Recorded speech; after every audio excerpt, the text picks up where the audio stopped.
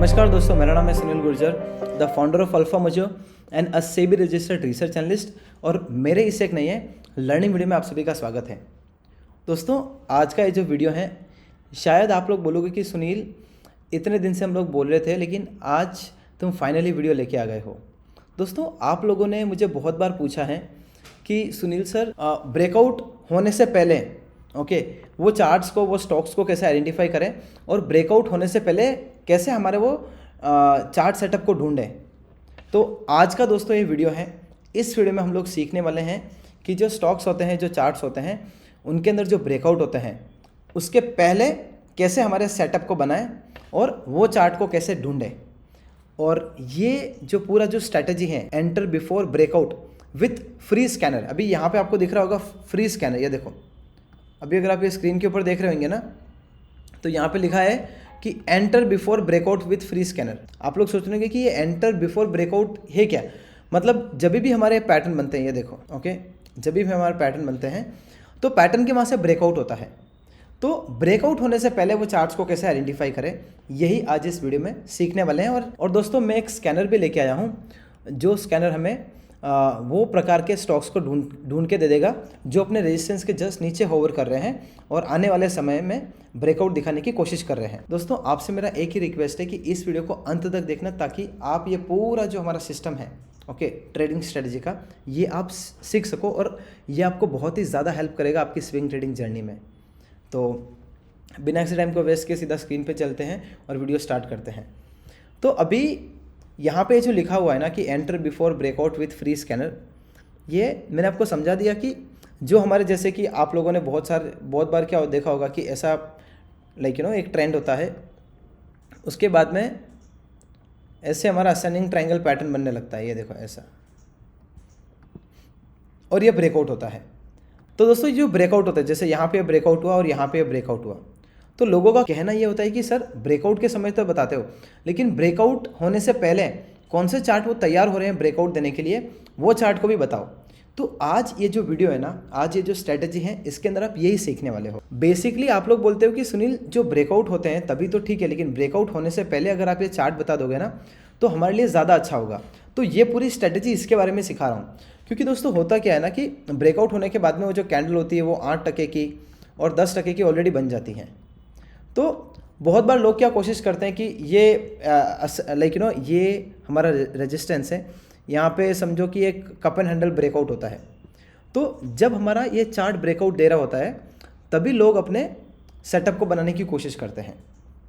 तो वहाँ पे होता क्या है ना कि अगर हम लोग यहाँ पे सेटअप बना रहे हैं, तो हमारा ये जो नीचे वाला जो लेवल है, ये हमारा वीक जोन होता है और यहाँ पे हमारा सेटअप एक्टिव होता है। तो हमारा जो रिस्क एंड रिवॉर्ड है ना, वो काफ़ी छोटा है। अदरवाइज़ अगर आप ब्रेकआउट कैंडल के ऊपर आप अपने सेटअप को लेते हो, अगर आप एंट्री करते हो आपके सेटअप में, तो हमारा स्टॉप लॉस है, तो हमारा जो रिस्क है वो इतना हो जाता है। तो बेसिकली ये जो मैं आपको बताने की कोशिश कर रहा हूँ कि ब्रेकआउट होने से पहले कैसे वो चार्ट्स को आइडेंटिफाई करें, यही हम लोग सीख रहे हैं। तो सबसे पहली चीज़ आपको क्या ध्यान रखनी है, हमें वही प्रकार के चार्ट्स को ढूंढने हैं जो एकदम स्ट्रॉन्ग ट्रेंड में है। तो दोस्तों, पहली चीज़ क्या है ना कि सबसे पहला रूल हमें यह देखना है कि वो जो चार्ट है उसके अंदर क्या एक प्रॉपर ट्रेंड है, क्या एक स्ट्रॉन्ग अप ट्रेंड है क्या। और अप ट्रेंड कैसे पता चलेगा, ये हमें पता चलेगा यहाँ पे एक EMA लगा के। आप 50 EMA लगा सकते हो, आप 200 EMA लगा सकते हो। और अगर हमारा जो चार्ट है वो 50 और 200 EMA के ऊपर ट्रेड कर रहा है, मतलब कि वो एक स्ट्रॉन्ग ट्रेंड में है। दूसरी चीज़ हमें क्या देखनी है कि ये जो कंसोलिडेशन पीरियड है, ये तकरीबन 4 से 6 महीने का होना चाहिए। अगर 4 से 6 महीने का हमारा कंसोलिडेशन है, तो इससे होता क्या है ना कि हमारी जो प्रोबेबिलिटी होती हैं हमारे ट्रेड सेटअप की, वो बढ़ जाती हैं। तो बहुत बार क्या देखते हैं कि ये जो हमारा जो ये होता है, पैटर्न बनता है, समझो कि यहाँ पे आपका head and shoulder continuation pattern बना। तो head and shoulder continuation pattern में क्या होता है कि ये बनाता है तकरीबन 6 से 12 महीने का समय लेता है। अगर यही पैटर्न अगर आपको 2 महीने में दिखता है, तो उसकी प्रोबेबिलिटी काफ़ी कम होगी। लेकिन अगर वो 6 से 12 महीना ले रहा है और फिर ब्रेकआउट देता है, तो उसकी प्रोबेबिलिटी काफ़ी बढ़ जाती है। तो मैं आपको ये बोलने की कोशिश कर रहा हूँ कि दूसरा जो रूल है आपको देखना है कि कम से कम 4 से 6 महीने का उसके अंदर कंसोलिडेशन पीरियड हो। और तीसरा रूल दोस्तों ये है कि वहाँ पे है ना स्ट्रॉन्ग पैटर्न्स बनने चाहिए। अब स्ट्रॉन्ग चार्ट पैटर्न्स का मतलब क्या होता है? स्ट्रॉन्ग चार्ट पैटर्न्स का मतलब ये होता है कि या तो हमारा क्या बोलते हैं कप एंड हैंडल, ओके, या हमारा वहाँ पे बनना चाहिए क्या बोलते हैं रेक्टेंगल कंटिन्यूएशन पैटर्न, ओके, या फिर हमारा असेंडिंग ट्रायंगल।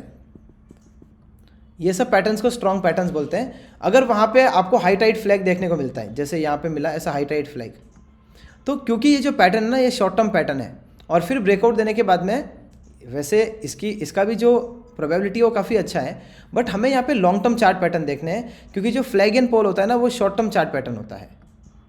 ओके, तो अब आपको समझ में आ गया होगा। ओके, और फिर चौथी चीज़ देखनी है कि हमारा जो ब्रेकआउट हो रहा है, ब्रेकआउट होने से पहले क्या हमें एक टाइटनेस जोन देखने को मिल रहा है क्या? जैसे देखो यहाँ पे देखने को मिला। और दोस्तों जो फोर्थ रूल हमें ये देखना है कि यहाँ पे जो ब्रेकआउट होगा यहाँ पे हमें टाइटनेस देखने को मिल रहा है क्या? अगर टाइटनेस देखने को मिल रहा है ना तो फिर यहाँ पे ऐसा एक सिग्नल मिलता है कि जो सेलर्स हैं, ओके, वो मतलब काफ़ी बोर हो चुके हैं और जो बायर्स हैं वहाँ पे कंट्रोल ले रहे हैं सेलर्स के ऊपर, क्योंकि अगर सेलर्स का जो सेलिंग है वो ऑब्जर्व हो जाएगा ना, ओके, देन वहाँ पे जो साइडवेज जोन है ब्रेकआउट मिलेगा और फिर हमें यहाँ पे एक स्ट्रॉन्ग मोमेंटम देखने को मिलेगा। Okay, and the fifth rule is volume action. जब भी हमारा ब्रेकआउट होगा, ओके, जब भी हमारा ब्रेकआउट होगा वहाँ पे देखना है कि क्या वॉल्यूम एक्शन है क्या।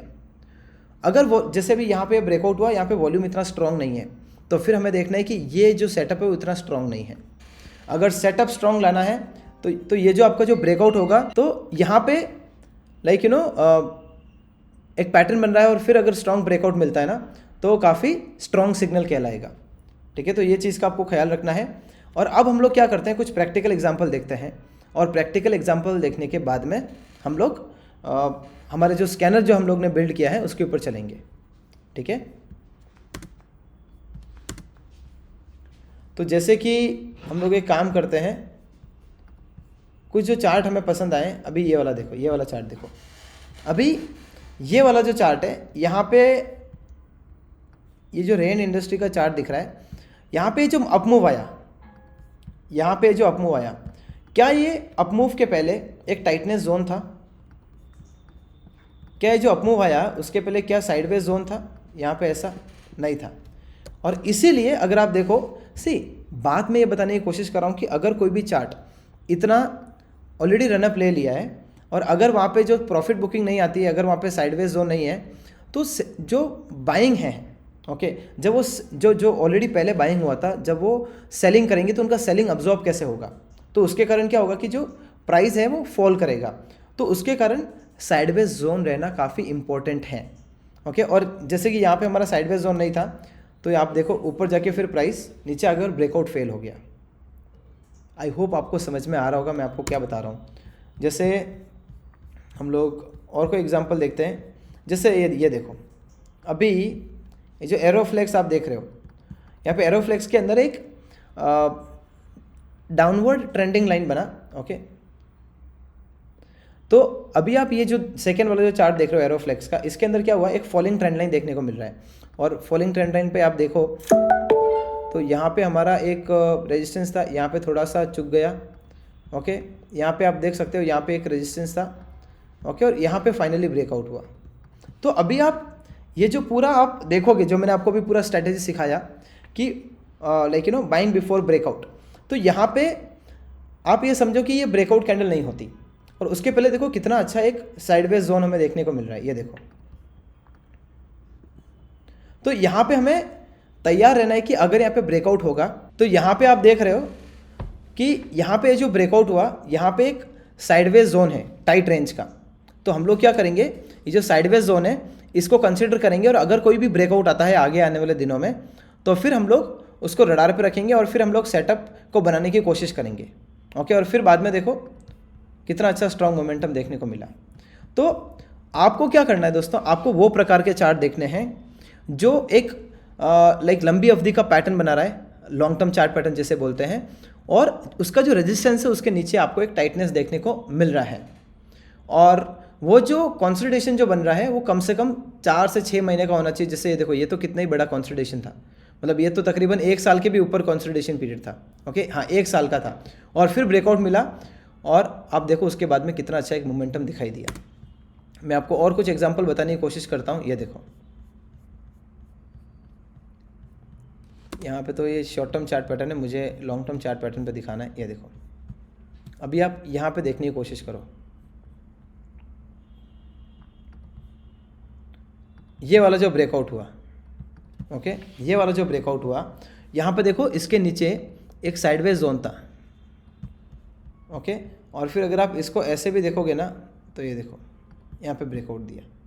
तो ये जो ब्रेकआउट आया, प्राइमरी ब्रेकआउट, पहला वाला ब्रेकआउट या सेकेंडरी ब्रेकआउट था, दूसरा वाला ब्रेकआउट, प्राइमरी ब्रेकआउट आया, यहाँ पे हमें एक साइडवेज जोन देखने को मिल रहा है। और मैं आपको एग्जांपल बताता हूँ, ये देखो यहाँ पे नोटिस करो, ओके, लुक एट दिस,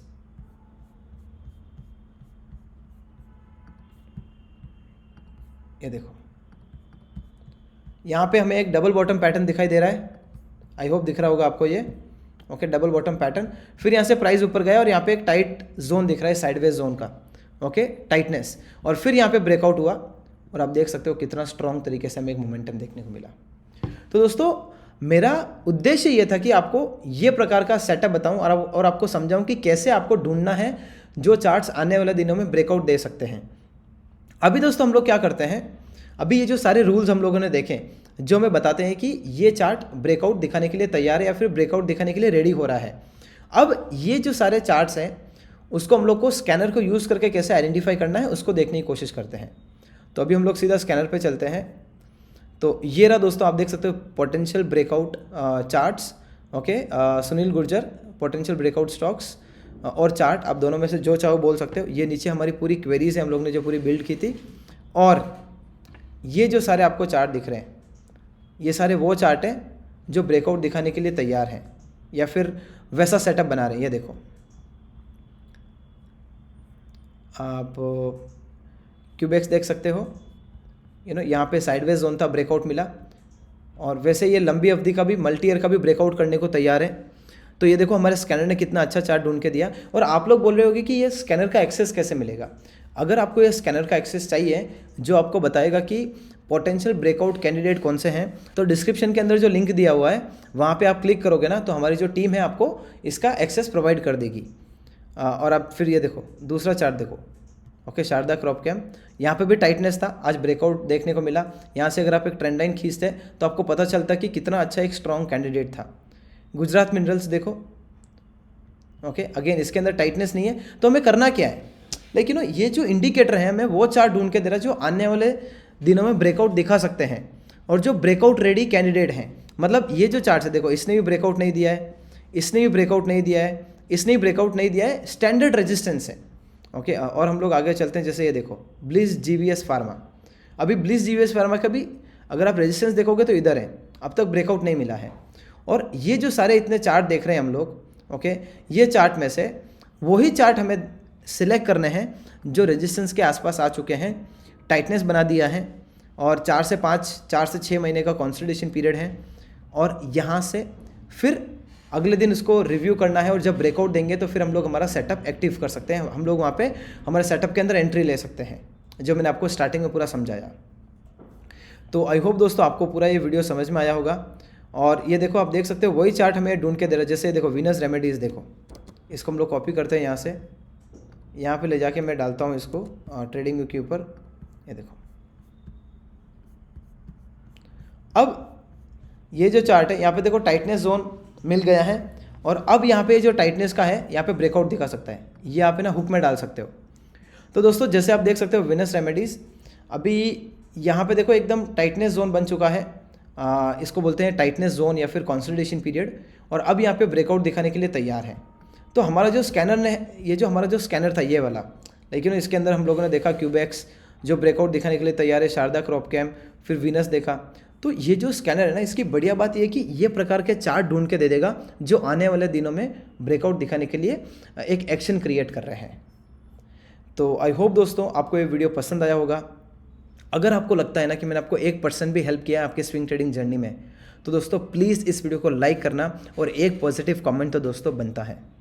और अगर आपके फ्रेंड्स एंड फैमिली मेम्बर्स को breakout trading, swing trading, technical analysis, reversal trading के बारे में सीखना है तो ये जो वीडियो है आप उनके साथ में ज़रूर शेयर कर सकते हो। और अगर आप इस हमारे YouTube चैनल के ऊपर वीडियो देख रहे हो और अगर आपको हमारा कंटेंट पसंद आता है और पसंद आ रहा है तो दोस्तों ज़रूर हमारे चैनल को सब्सक्राइब कर देना। इससे मेरा और मोटिवेशन बढ़ेगा, जिसके कारण मैं आपके लिए और अच्छा कंटेंट लेके आऊँ और आपका जो स्किल है वो इम्प्रूव हो with respect to swing trading. आज के लिए बस इतना ही। मैं मिलता हूँ मेरे नेक्स्ट वीडियो में। Till then thank you so much and bye bye.